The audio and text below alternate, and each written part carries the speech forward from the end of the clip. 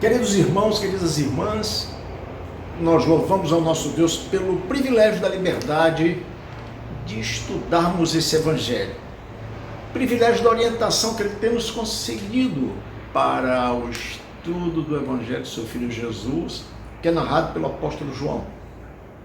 Estamos iniciando hoje o capítulo 17, indo para a aula de número 46, que nos revela a oração sacerdotal de Jesus.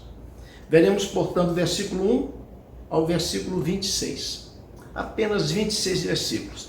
Antes de qualquer coisa, eu queria pedir a você dar uma pausa, leia atentamente o texto, porque é um texto que eu julgo complexo, para que você tenha melhor compreensão da bela narrativa que João fez, que nós vamos percorrer com detalhe. Preste atenção.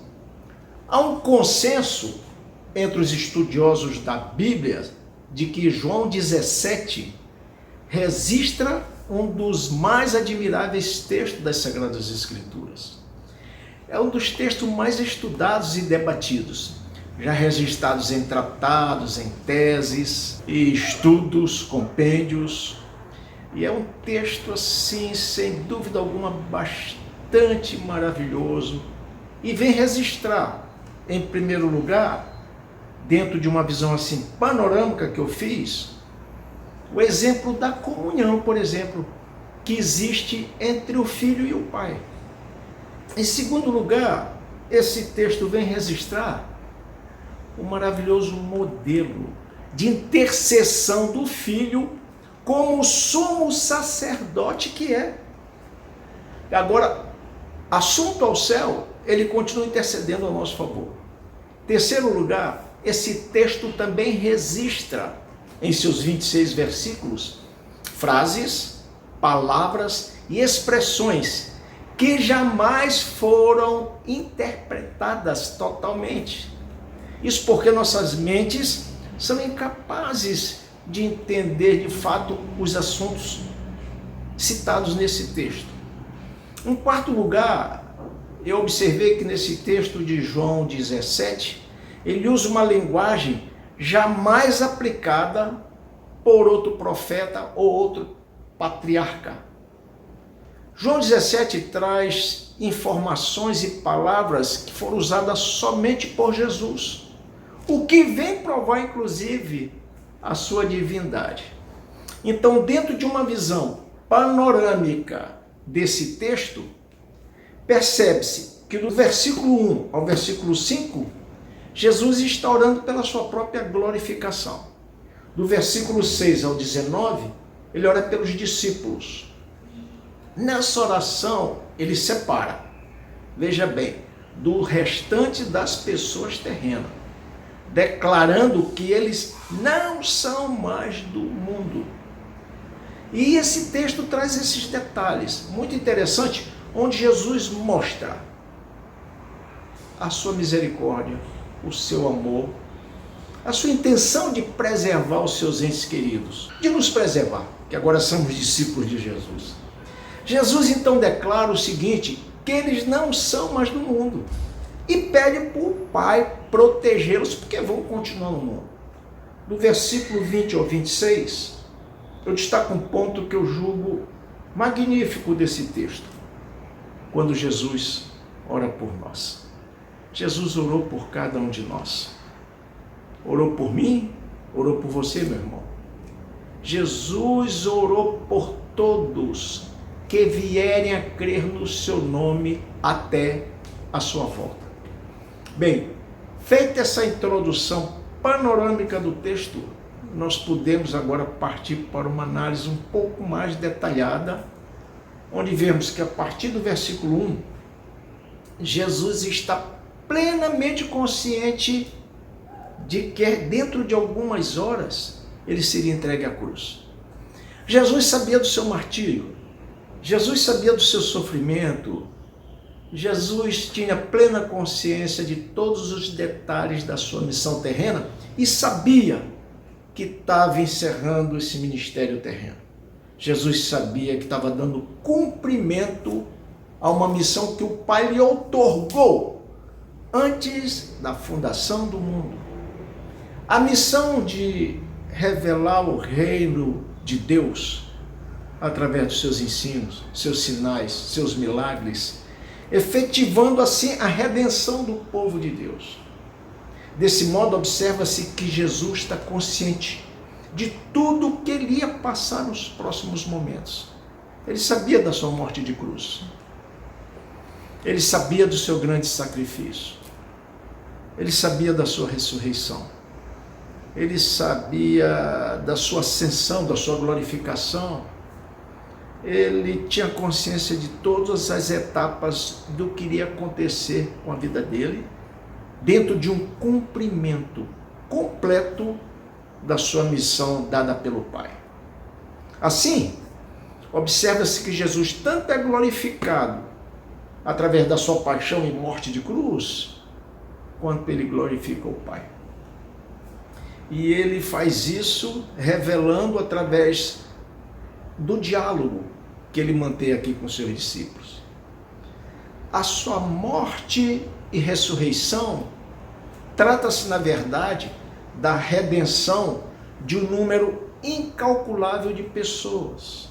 No momento da cruz, ele assume a carga de toda a miséria humana, para depois ressurgir dos mortos ao terceiro dia, como predito pelas profecias. E essa ressurreição que nos dá a condição de sermos justificados. E é nesse contexto, no versículo 2, que ele diz ser o autor da vida eterna. E observa-se que essa vida eterna vai se concretizar em todos aqueles que creem no seu nome. Assim, a salvação das almas dos homens é um projeto de Deus que sempre esteve na mão de Jesus, o nosso Senhor. Aquele que traz paz e vida verdadeira às nossas almas. Jesus cumpriu cabalmente a sua missão. E agora ele está indo para a glória que tinha com o Pai antes da sua encarnação. Isso pode ser visto no versículo 4 e 5. No versículo 6, Jesus enfatiza que ele está querendo preservar aqueles que foram tirados do mundo. Todos que foram predestinados são então tirados do mundo espiritualmente para uma vida eterna com Jesus. Isso por quê? Porque ele, Jesus, provou que era de fato o enviado do Pai. Era um ser divino, portanto, com condição de fazer tudo o que fez. No versículo 9, Jesus ora por esses destinados à salvação, posto que eles iam ficar no mundo, como diz o versículo 11. Enquanto Jesus voltará para o Pai, para viver na glória que tinha antes da sua encarnação. Jesus, ele não só pede a proteção dos remidos pela sua missão, quanto ele pede a unidade dessas pessoas.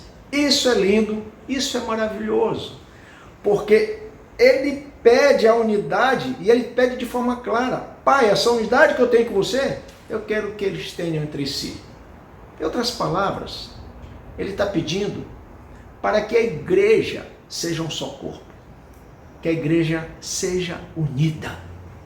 Isso se constitui num gesto sublime, num gesto de amor, num gesto muito belo de Jesus, onde ele quer que tenhamos uma unidade, para a qual ele se entregou na cruz.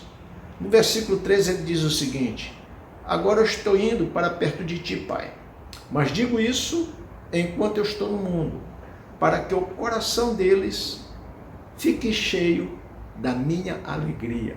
Olha que coisa linda.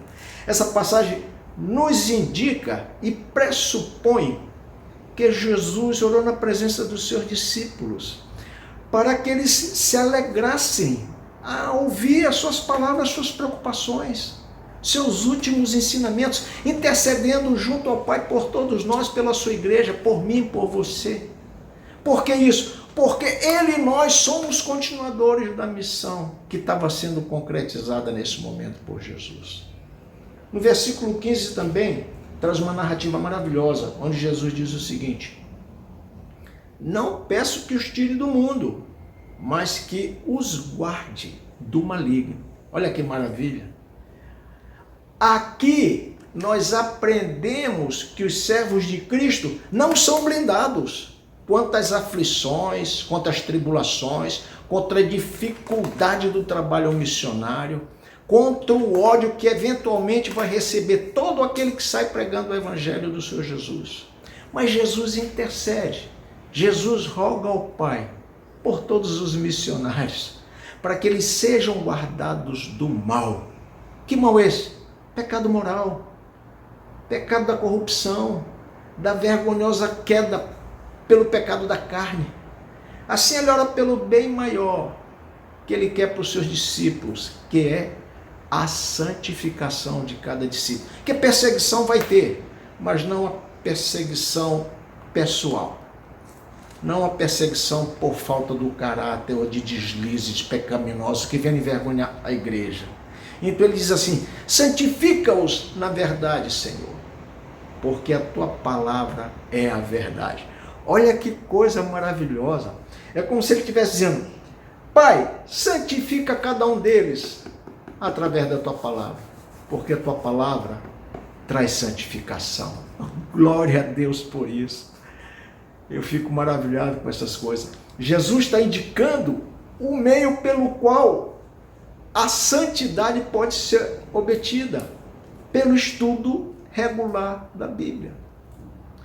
O versículo 18, se prestarmos atenção, ele está em consonância com o versículo 21, onde nosso Senhor envia os seus apóstolos ao mundo para salvar os pecadores. Do mesmo modo que ele foi enviado pelo Pai, ele envia cada um que é batizado, cada um de nós, cada um que o confessar como Senhor e Salvador, aqueles que creem no seu nome. Assim, queridos, fica aqui bem claro, preste atenção, que todo cristão tem um chamado para dar continuidade à obra do Senhor Jesus Cristo. Aqui está claro, de modo inequívoco, que todo cristão é um missionário, enviado para dar testemunho e alcançar o perdido, onde quer que ele esteja. Me chama muita atenção o versículo 20, que eu particularmente reputo como uma parte sublime desse texto, onde Jesus inclui na sua oração, preste atenção, todos os cristãos, até os que vierem a crer nos próximos séculos antes da sua volta. Olha que coisa confortante, olha que coisa maravilhosa, saber que nós estamos incluídos na oração que o Senhor Jesus fez há 12.000 anos atrás ao seu Pai. Uma oração que o Senhor Jesus fez por nós, por mim e por você. Ele diz: Pai, eu não peço somente por esses, eu peço por todas as pessoas que vão crer em mim por meio da mensagem dele. Olha a importância da mensagem. A partir do momento que a mensagem for proclamada, pessoas vão crer. E ele olhou por cada um desses que vão crer, por mim e por você. Que intercessão maravilhosa, esse nosso grande intercessor, Jesus Cristo. E ele encerra essa oração dizendo: Pai, assim como eu estou unido contigo, eu quero que todos os crentes estejam unidos a nós, para que o mundo creia que tu me destes, que eu e tu somos um e que a igreja é um só corpo. Ele está orando para que o mundo venha a crer que nós pertencemos a ele a partir da nossa união, da união da igreja. Uma unidade consolidada nos fundamentos apostólicos, que vão consolidar o crescimento da igreja. E a igreja vai ver que nos amamos. E através desse amor, dessa união, o mundo vai crer que de fato ele existiu. E que de fato ele é um ser divino. que de fato Ele é o Senhor e que de fato Ele é o autor da vida eterna. E essa igreja unida, ela deve encarnar a missão que Jesus está dando aqui no versículo 21, de proclamar a salvação nele. O sentido dessa união é uma união para uma proclamação. E é triste ver que hoje algumas igrejas se preocupam de manter crentes informados, mas não estão se preocupando em informar aqueles que não conhecem nada do Senhor Jesus Cristo. Isso é muito triste. Essa união da igreja só faz sentido, porque ele orou, entre os santos, entre a comunhão dos santos e a união, só faz sentido se essa igreja for uma igreja missionária. Isso está claro. No versículo 24, vem mais um texto bonito da oração sacerdotal, quando ele diz: Pai, eu quero que onde eu estiver, aqueles que me deste, esteja comigo, a fim de que eles vejam a minha natureza divina, que me destes, pois tu me amastes antes da fundação do mundo. Aqui está um texto, queridos, incontestável da natureza divina de Jesus, da sua missão, de que ele é pré-existente com o Pai antes da fundação do mundo, juntamente com o Espírito Santo. O que Jesus está pedindo é que o Pai conceda a graça de estarmos vivendo permanentemente com ele na glória. É importante notar que Jesus pediu e Deus atendeu para que sejamos santos, para que vivamos em união e que na glória possamos viver eternamente com Ele. Essas petições já foram concedidas por Deus Pai. E essa é a grande boa nova, essa é a grande notícia da possibilidade real de vivermos na glória com o Pai. Em uma união de amor. A igreja triunfante vai viver em uma união de amor constante com todos os santos de todas as nações, em uma vida eterna na glória junto com Jesus. Que maravilha! O que resta é o nosso entendimento desse texto, de saber que cabe a cada um de nós honrar essa santa preocupação do Senhor Jesus Cristo, para que a igreja seja una, apostólica, santa, cristocêntrica, bíblica e uma igreja missionária que proclame essas boas novas.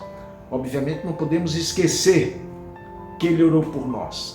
Ele orou por cada um de nós. Ele orou pela preservação da nossa fé, pelo nosso amor, pelo nosso trabalho missionário, pela nossa união, mostrando que quem ama o próximo dá sinal ao mundo de que é servo, pertence ao reino de Deus, é um filho de Deus.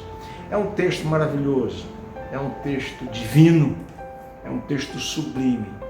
Eu espero que você tenha gostado. Se você tiver alguma dúvida, porque eu procurei fazer mais um panorama, você entre em contato com o nosso canal tirando a sua dúvida. E se você gostou dessa aula, conversa com alguém, assiste com alguém que você esteja discipulando, para que você ganhe essa pessoa para Jesus.